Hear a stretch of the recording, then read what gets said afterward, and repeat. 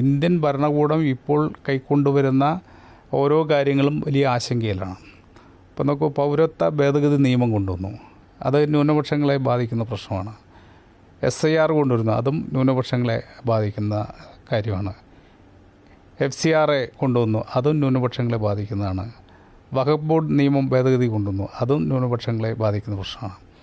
അങ്ങനെ ന്യൂനപക്ഷങ്ങളെ ബാധിക്കുന്ന പ്രശ്നങ്ങളോട് ഇടതുപക്ഷം സ്വീകരിച്ച സമീപനം എന്താണ്?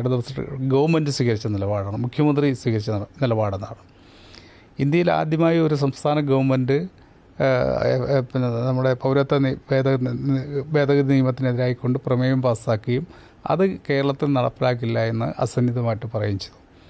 മാത്രമല്ല, നാറ്റിവിറ്റി സർട്ടിഫിക്കറ്റ്, ഇന്ത്യയിൽ ആദ്യമായി ഒരു സ്റ്റേറ്റ് ഒരിക്കലും പൗരത്വം നഷ്ടപ്പെടാതിരിക്കാൻ വേണ്ടി നാറ്റിവിറ്റി സർട്ടിഫിക്കറ്റ് കൊടുത്തു. കോൺഗ്രസ് എന്നുള്ള ചോയ്സ് ആയിട്ട് അവർ മാറാനുള്ള കാര്യം എന്താണെന്ന് വെച്ചാൽ, അതിലൊന്ന് ഒരു പ്രശ്നം എന്നോട് അടുപ്പമുള്ള ചില ആളുകൾ പറഞ്ഞതെന്ന് വെച്ചാൽ, ഈ പ്രാവശ്യം കൂടി ഇടതുപക്ഷ മുന്നണി അധികാരത്തിൽ വരികയാണെങ്കിൽ കോൺഗ്രസ്സിന് വലിയ ഷിഫ്റ്റ് ഉണ്ടാവും.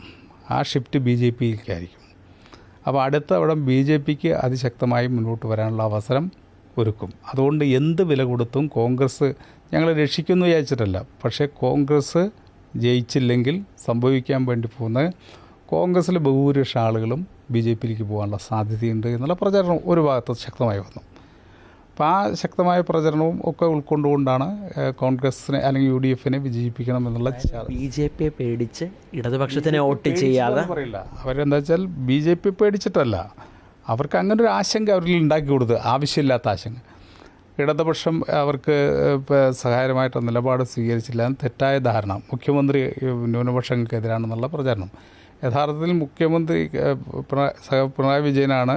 മുഖ്യമന്ത്രിയായിരുന്ന പിണറായി വിജയൻ മതന്യൂനപക്ഷങ്ങളെ താല്പര്യം സംരക്ഷിക്കാൻ ഏതറ്റം വരെ പോയ വ്യക്തിയാണെന്ന് എല്ലാവർക്കും അറിയാം. എങ്കിൽ പോലും ഒരു താൽക്കാലിക നേട്ടത്തിന് വേണ്ടി ഇടതുപക്ഷം ന്യൂനപക്ഷ വിരുദ്ധമാണ് എന്ന് പ്രചാരവേല നല്ലപോലെ സംഘടിപ്പിക്കാൻ വേണ്ടി കഴിഞ്ഞു. അതൊരു പ്രധാന കാര്യമാണ്.